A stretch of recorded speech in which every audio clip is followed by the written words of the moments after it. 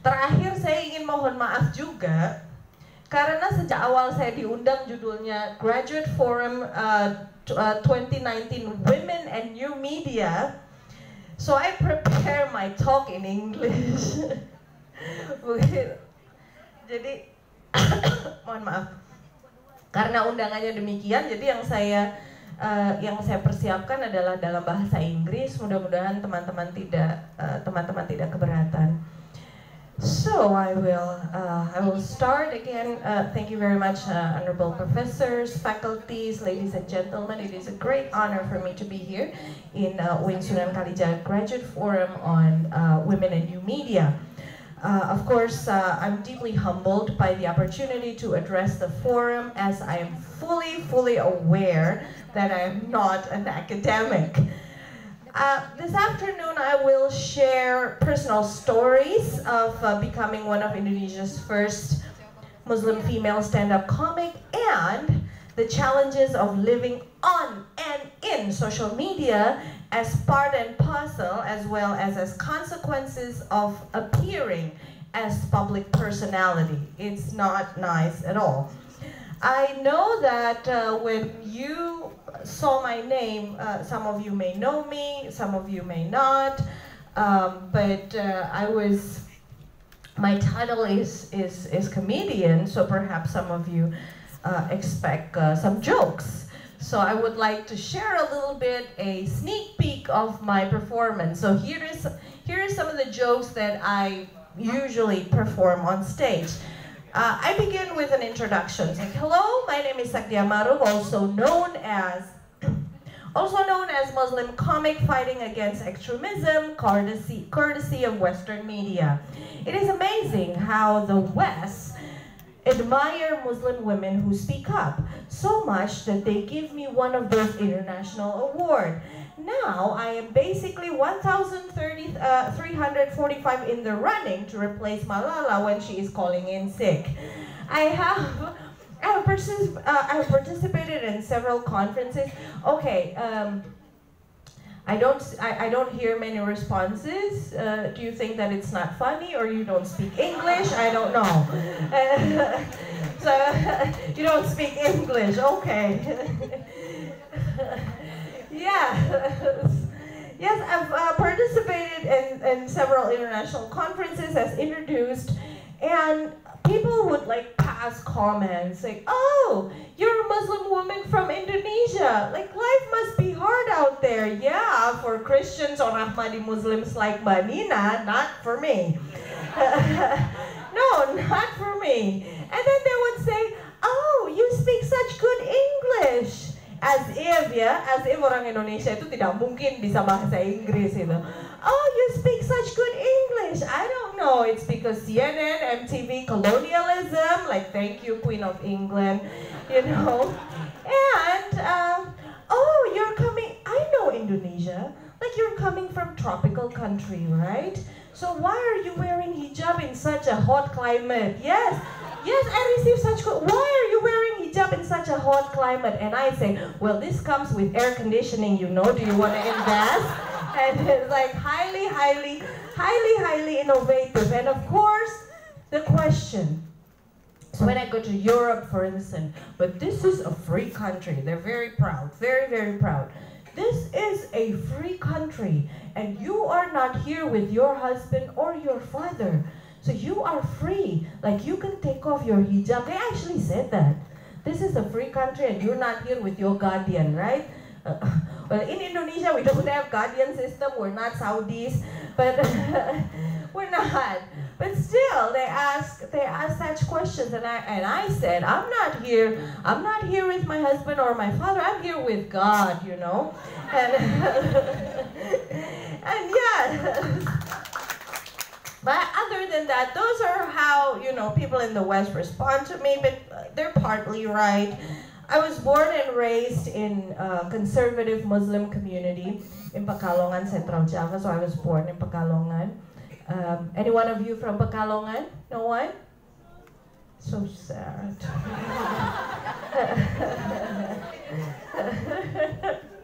I was born and raised in conservative Muslim community. Girls, it's heartbreaking that girls there are getting married at such a young age. This is 2019, still girls are getting married at like the age of 16, not even graduating high school yet, 16, 17, 18, 19 years old. Many of them got married at such a young age, and it's not like they cannot afford education. They can afford educations. I mean, many of them are like ultra pretty and super rich. And I realized that I'm neither pretty nor rich, so my parents sent me to school. And my mom said, so Sakdiyah, with your look and our money, you better have education. You have to at least have brain as your last, although least preferable assets. And so I'm very, very happy that my parents, especially my father, supports my education with so many conditions. I wish I have a lawyer to help me negotiate. Like, I can go to college, but I'm not supposed to go out after class. I'm not supposed to participate in any students' organizations. I'm not supposed to speak up. Most importantly, I am not supposed to get to know anyone from the opposite sex. And I was surprised. Well, Dad, I didn't realize that you're such a great supporter of lesbianism. Right? And so for the very first time in my life, when I entered college, I thought, okay, college, like freedom, finally I can go, finally I'm going out of the house. For the very first time in my life, I realized that men and women are not shaking hands anymore. First time in college, I realized that men and women are not shaking hands anymore. People say that is a sign of, I don't know, conservatism, etc. No, that is hygiene awareness, my friends. Yes. Are you kidding me? Like, who would want to shake hands with college boys? Like, ew. Like, you don't know where their hands been, or whether they wash it or not, right? It's like, ew, so disgusting. And for the very first time in my life, I also, in college, I saw separations between men, but not here, of course. We know, yeah? Which college, yeah? We know, not UIN. Not UIN all across Indonesia, not, okay, you liberals. We know, yeah, which university that we're talking about. So, for the very, lucu ya, lumayan ya. Oh yeah, I have lots of jokes about UIN and other more conservative university. For the very first time in my life, I noticed separations between men and women in public forums, seminars, lectures. I'm sure that you're familiar with this. I was surprised. When I first started college, I was surprised, yeah? I was surprised because, I was born in a conservative Muslim community. Even in my community, there's no such thing as separations between men and women in public forums or pengajians or lectures. There's no such thing. Women just don't go to public forums, seminars, or lectures. Like, they're not allowed to. Are you kidding me?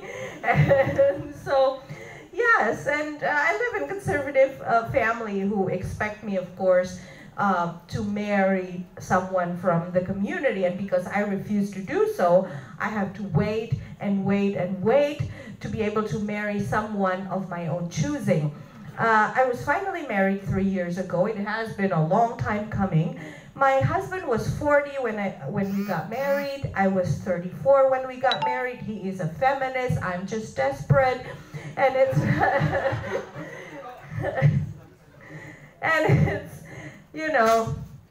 it's not easy to get married at such a mature age. You have to do something, right, to maintain the flame in the marriage. And so we need to play pretend. I pretend that he's very, very rich, and he pretend that I'm his second wife. A Muslim privilege. And talking about Muslim privilege, great news from across the Muslim world. Saudi Arabia.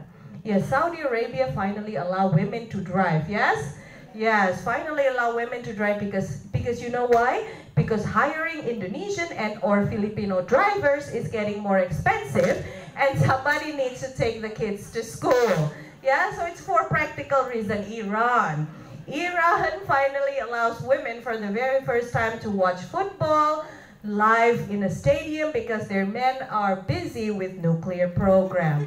And yes, Dolce & Gabbana, if you are following the news, I don't know that I'm on Instagram Live, but okay. So Dolce & Gabbana launched a modest fashion line. Like they have modest fashion line for Muslims. Yeah, it's amazing, very innovative. This really very effective to make polygamy unaffordable. Like, can you imagine? Dolce & Gabbana is a very expensive brand, if you know. And can you imagine like having 4 wives and have to dress them all in Dolce & Gabbana? No way. And it's like Nike has just launched also Nike Pro Hijab, you know. Yes, you're familiar with this news. Proven to be extremely effective for Muslim female athletes and those running away from oppressive regimes and or husband. And ISIS. Yes, we have to talk about ISIS. Yes, al-Baghdadi finally died, and ISIS, they say, was finally defeated. And upon his death, the U.S. and allies troop collected al-Baghdadi's underwear. Can you imagine? Yes, it's true. It's on the news. It's it's true. Which makes me realize that all these years, al-Baghdadi is actually the Hulk. You're familiar with the Hulk, that green guy? Yeah. So no matter how even if you're exploded, right? Al-Baghdadi explode himself, right? So even if you are exploded or expand, no matter how big you are, your underwear remain. Right? Kayak Hulk kan jadinya. So these are iya kan kayak Hulk. Heran gak sih jadi ngomongin Hulk kan? Heran gak sih yang namanya The Hulk itu? Kalau kalian tahu komiknya, ya, iya, mau jadi gede kayak apa? Itu celana dalamnya tetap nempel. Bajunya sih enggak. So it's amazing, right? So the first time I hear ISIS news and then that they collect his underwear, I'm like, oh, okay, this is for the Hulk. I mean, we don't know. Yeah, kan? No wonder he has all the superpower and influence. Ternyata one of Marvel heroes loh. Jangan sedih. Yes, and so these are some of the things that I said on stage, and this is, if I may share with you, my behind-the-scene notes. Like, who am I? Indonesia is the largest Muslim country in the world and is a home to diverse population of Muslims. Some wear turban and beard, some other wear fake eyelashes and mascara. And I'm very fortunate to be able to fish comedy in between those two. One of the most prominent comedian in Indonesia, Butet Kertarejasa, said that urip itu mung mampir guyu, life is simply a stop for a laugh, which refers to the superficiality and temporariness of living in this world compared to the anticipated eternal life in heaven. And personally, the version proposed by Mr. Kertarejasa could not be more correct, as irony of life comes to me voluntarily since I was young. Growing up in a family of an Arab descent minority group in a small town in Pekalongan, I was born with default expectation that I would grow up into a decent Muslim girl who will continue preserving her religious and ethnic identity by carefully grooming herself through childhood and adolescence to earn the love of a rich and respected man from the community. Years later, I'm not even close to this. And instead, I have been taking the stage speaking about issues of Muslim women and minorities. The community that I grew up in has tried so hard to establish and re-establish their Arab identity in Indonesia. Efforts are seriously put into building this identity. Sometimes they pray for mischievous politicians and celebrities while watching the news and talking about them. Jadi gosipin orang sambil didoain juga. Itu kebiasaannya. And then criticizing also television preachers, yeah. So they're watching television preachers. They're watching one of those yang sekarang Ustadz Danu ya. Iya, setiap hari tuh nonton Ustadz Danu. Ustadz Danu is such a hero. Yes, Ustadz Danu is such a hero in my community as well. Sambil tiap hari juga didoain, ya Allah ini syirik, metode-metode begini ya, bid'ah dan sebagainya. So that's, you know, so criticizing television preachers for not conveying the truest and purest Islamic teachings because supposedly our community knows better. And of course we are very proud of the many products. Yes, we have in our community in Pekalongan, we are very proud of the many products that we use, imported directly from Saudi Arabia, made in China. And of course what they do is spying at your cousin's blog to make sure that they do not convert into moderate or worse yet liberal Islam. My mom of course doesn't know that I'm speaking at UIN Sunan Kalijaga. No. She hates the idea. She hates the idea that I'm here. Hates, yes.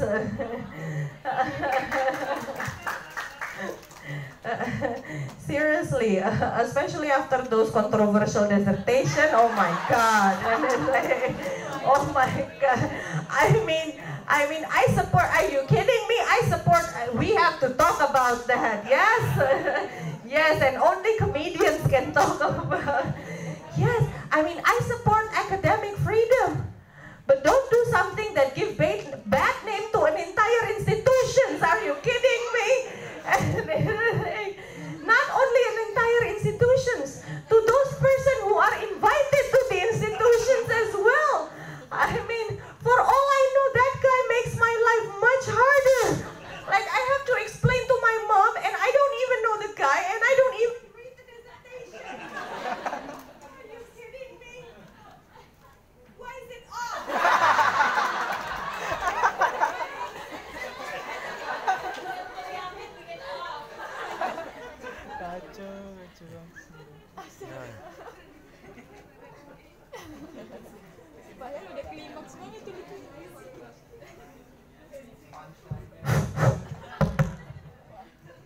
Why is it off? Am I being censored or something? Iya. Jadi teman-teman, itu pelajarannya sederhana. Saya sangat-sangat mendukung academic freedom. Semuanya yang scientifically analyzed are valid, right? Academically, yeah. Religiously, it's your business with God, right? And so I support academic freedom, but please don't do something that makes other people's life harder. Okay? Oh my God.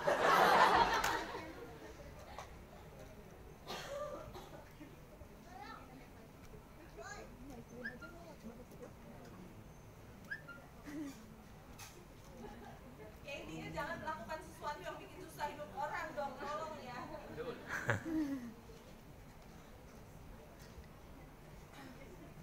Anyways, saya sebenarnya bisa nggak pakai mic tapi lagi agak sulit. Suaranya agak maju bukan. Oh ya Allah, baterai.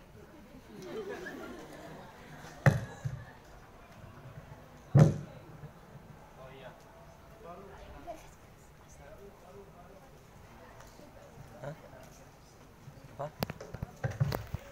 Kayaknya nggak ada jadi lebih kan? Karena ada perbedaan.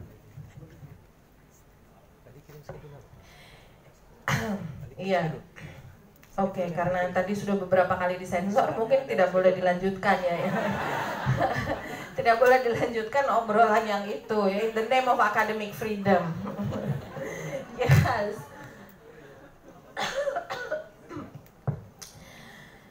So growing up in my community, I've never been able to completely relate to this process of reproduction of identity. I'm fully aware that I'm living in Java, not in the middle of a desert. I enjoy American television shows and also Japanese comedy like Sri Mulan. I don't speak Arabic like most of my cousins, and I firmly think that ethnic purity that my community claims is nothing but hallucinations, as we are all actually mixed blood, having been living in Indonesia since the colonial era, even before the colonial era. In fact, I think that it may also hurt our religiosity, as I believe that God created us free and equal and will not judge us except for our obedience and devotions. Looking for a way to speak out about this is not easy. I left home to pursue higher education only to find that some of my friends in college have turned into my cousin. Like, they're not saying happy birthday anymore, they're saying like barakallahu fi.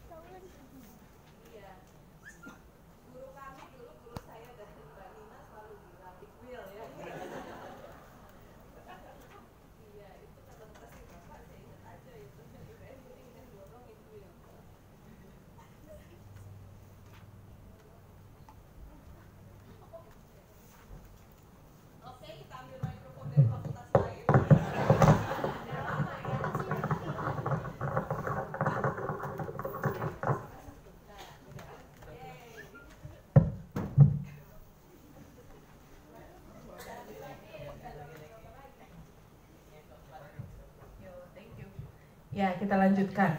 So, for more than a decade following democracy, Indonesia had witnessed a significant growth of turban-wearing, beard-growing, loud-screaming Muslims encouraging the Islam that does not tolerate women and minorities to speak up. On the other side of the street, turbans apparently get along really well with makeup, lipstick, and fake eyelashes, as democracy also witnessed the growth of Muslim fashionistas seeking for piety through layers of fabrics, blush on lipstick, and promoting Islam through making sure that they have their latest selfies in the latest hijab styles posted on Instagram. And I now understand that I'm not alone. Indonesian Muslims, including myself, are gradually becoming strangers in our own skin, struggling to cope with the socially constructed standard of becoming good Muslims by trying to look and act as Arab as possible. Yes, somebody has to say something, right? Really? But how? Comedy found me. Comedy is amazingly subtle, yet profoundly controversial in its wordplays and wit. From then on, I started doing stand-up. Challenges persist, of course, for Muslim women to speak up, but at least I have my own way. Performing and appearing in public, talking about sensitive and controversial issue, I, and I'm sure many of you as well, are vulnerable to comments such as this. Iya, yang depan boleh? Hold on. Oh, ini saya komen tentang Alhamdulillah kasusnya juga udah selesai ya. Saya komen seperti ini saja sebenarnya. Saya mencintai suara azan dan zikir dari masjid, terutama subuh. Tapi sungguh sebagai muslimah yang baru saja punya bayi, azan subuh keras saut-sautan dari beberapa masjid kadang mengganggu anak terbangun setelah susah payah ditidurkan. Seriously, as a mom, sebagai seorang ibu yang sudah menjadi ibu pasti bisa relate ya, bayi umur 3 bulan, ya Allah. Udah semalaman disusuin nggak tidur-tidur, jam 3:30 tuh akhirnya tidur. Terus ada azan dari 10 masjid yang berbeda. toanya sember-sember lagi. Orang ini muazinnya bagus, toanya. Muazinnya bagus, toanya yang susah. Dengan komen ini saja, hold on ya slide-nya. Dengan komen ini saja, hold on, tahan dulu. Ya, dengan komen ini saja, so I receive several harsh comment, even wishing my baby to die, so that so that she will not have to listen to azan anymore, and so things like that. And next slide, kita punya apa? Nah, sepertinya Mbak harus diruqyah. Totally relate ya. Totally